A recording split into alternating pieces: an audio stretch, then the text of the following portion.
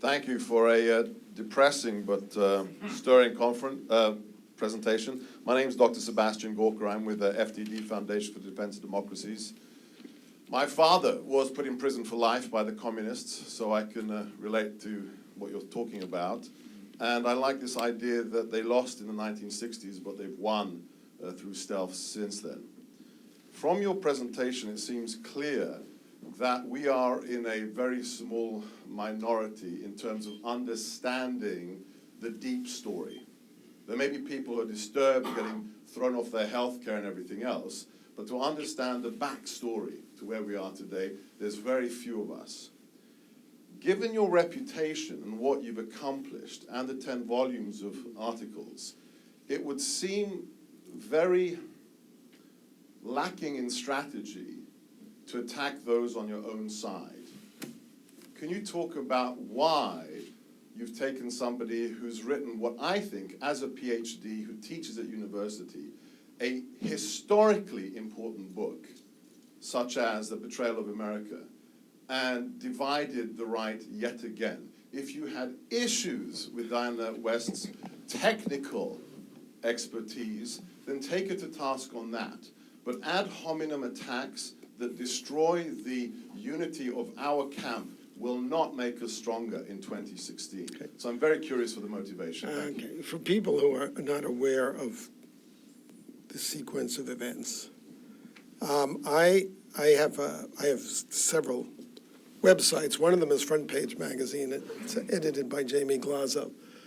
I'm a very busy person, as you're writing the million words, so I actually don't monitor Front Page, and I have been on many college campuses where I've been confronted, and you published this article. I was not even aware that the article appeared.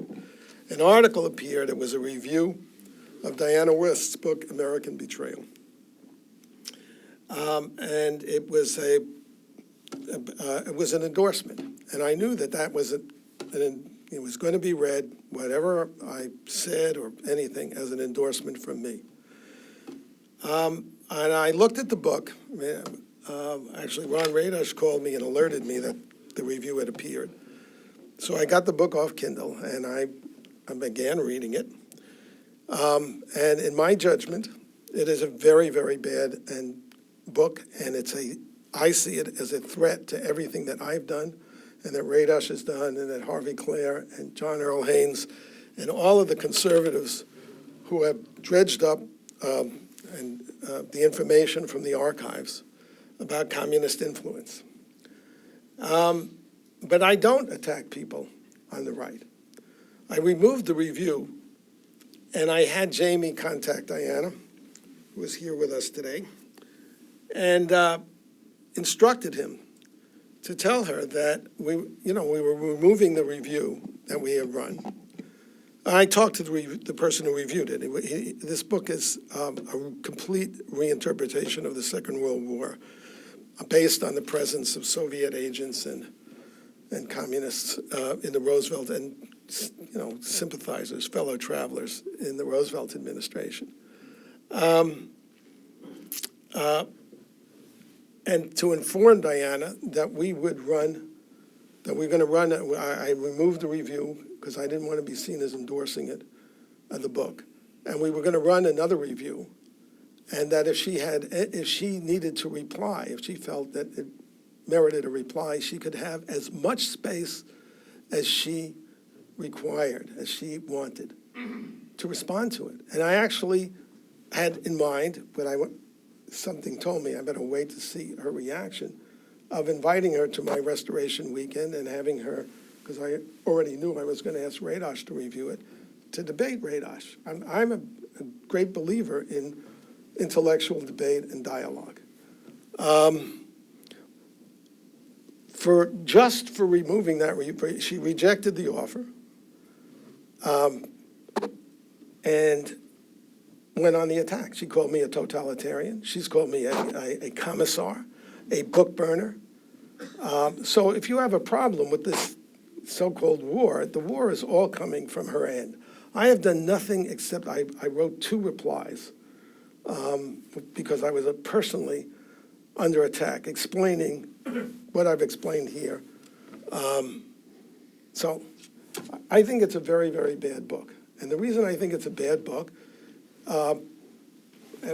just to give an example, one of the chapters starts out, was D-Day a Soviet plot? Instead of saying, I think D-Day was a Soviet, the whole chapter is designed to prove it. But the way she proves it is by, she talks about how Hollywood is pro-Soviet. She talks about a general who was upset that we didn't follow Churchill's plan through the Balkans. In my view, the way to approach that kind of question of whether it was a Soviet, first of all, you have to identify the specific Soviet agents that made the D-Day decision. Otherwise, what you have Eisenhower, you have the general, you're impugning the loyalty and integrity of the whole general staff. Then you have to analyze the military forces involved. What were the military arguments for not going up through the Balkans, but for going through France, so forth and so on. Book doesn't do that. She keeps waving there's 500 Soviet agents in Washington. Well, how many people were there? How many bureaucrats, how many officials were in Washington? If it's tens of thousands, probably hundreds of thousands, I don't know. You really have to be very specific. She claims that Harry Hopkins was a Soviet agent, an actual agent, Agent 19. There's a controversy. Stan Evans is also here. There's a controversy over that, but it's pretty clear, and I'm not an expert in this field, but it's been pretty clearly established that Lawrence Duggan was Agent 19. But that's not, it's just sloppiness, intellectual sloppiness across the whole book that caused me, I actually didn't intend to launch a campaign again, to write, to remove the favorable review that Mark wrote, because, when I talked to him, he said, I don't really know anything about the Second World War. I thought we were just promoting a conservative book. And I regret that this, people kept saying to me, stop this fratricide. So I stopped writing. Diana keeps publishing stuff. She's got a whole book. It's 22,000 words. It's called Book Burners. That's me and Radosh. For one bad review. Come on. Hi, David. My name is Peter Husey. For the record, Diane mentions my grandfather twice in her book. His name was Helmut von Moltke, the leader of the July plot to kill Adolf Hitler. He was arrested prior to that in January and tortured and executed. When he was in Turkey and met with American military forces, he said the whole idea was to go through the Balkans and do Normandy, to do both, which would pincer the Nazis, but it would get, as he said to George Kennan before the war, if the Russians if there's a war and they get to Berlin before you do, they will own all of Eastern Europe. And he said that you never want to see happen. Just for the record, I think, to be fair. Stan. Yeah. Thank you very much. David, I agree with almost every word you said in your speech until you started in on Diana West's book, which was not a part of your speech. It was an answer to Sebastian's question.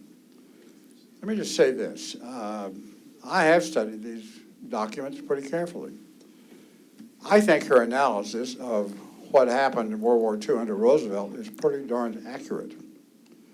And there's no time to expand on that here. But let me pick up one thing that I want to punctuate with and then ask you a question, if I may.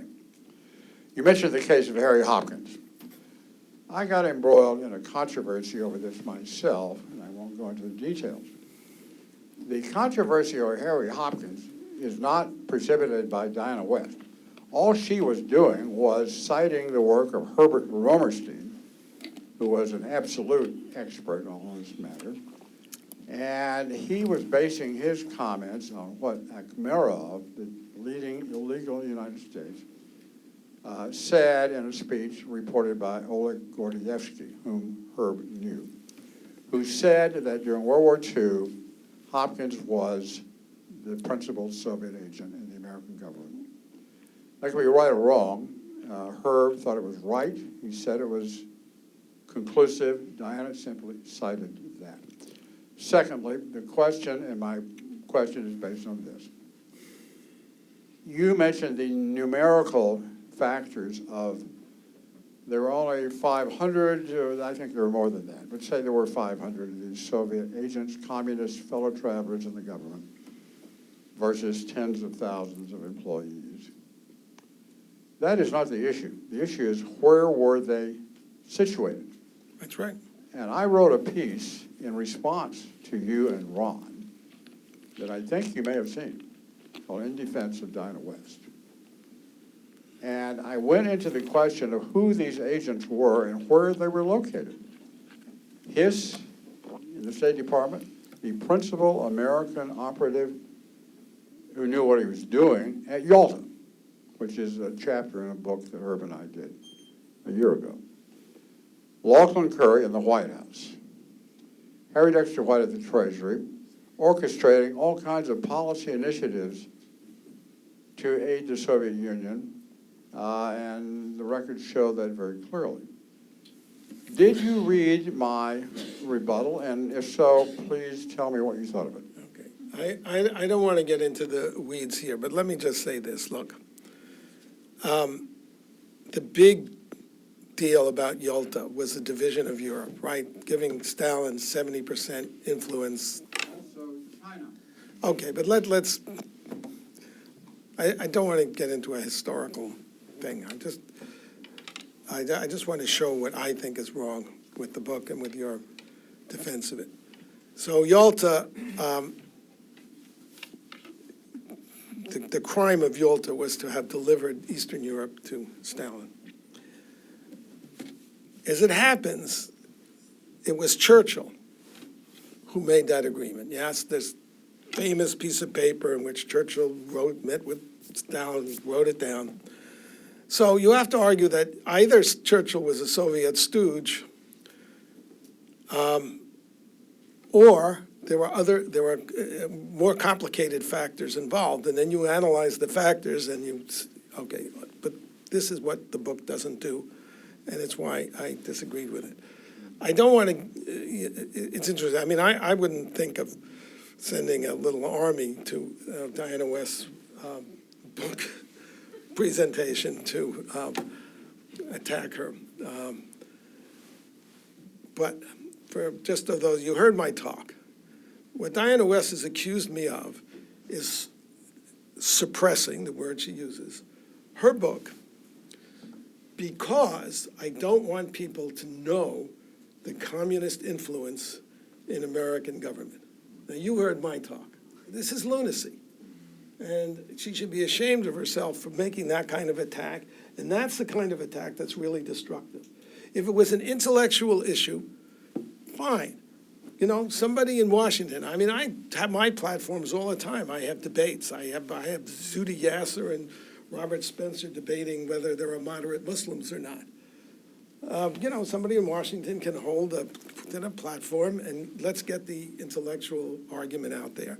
Radosh lives here. He'd be happy, I'm sure, to be on the platform. And let it be argued out, and people can listen. So anyway, I can't say I'm gonna. Afterwards, I'm getting interviewed, so I can't be around to continue this debate. But go. I'm sorry.